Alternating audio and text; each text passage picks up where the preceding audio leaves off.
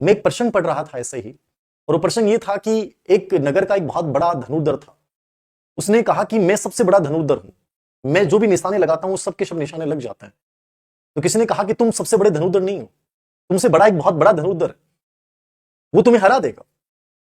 उसे इतना गुमान था कि मैंने आज तक जितने भी निशाने लगाए उनमें से एक भी निशाना नहीं चुका है, तो मेरे से बड़ा क्या हो सकता है।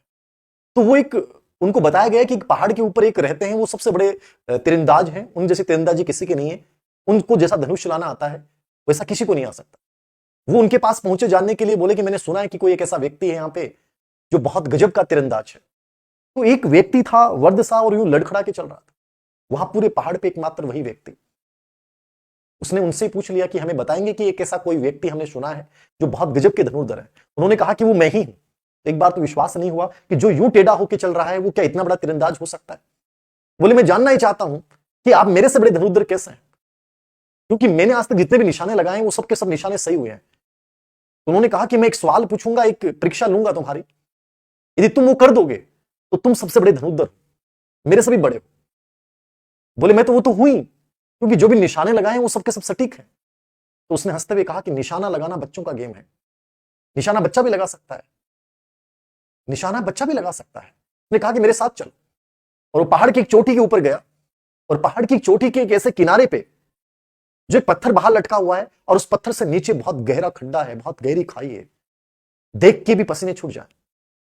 वो वृद्ध व्यक्ति उस पत्थर के ऊपर खड़ा होता है और अपना आधा पैर उस पत्थर के ऊपर यूं है और आधा पैर आगे है, मतलब कि एक थोड़ी सी हवा का झोंका या मतलब थोड़ा सा संतुलन इतने गहरे खड्डे में गिरेगा, समझ में नहीं आएगा क्या होगा।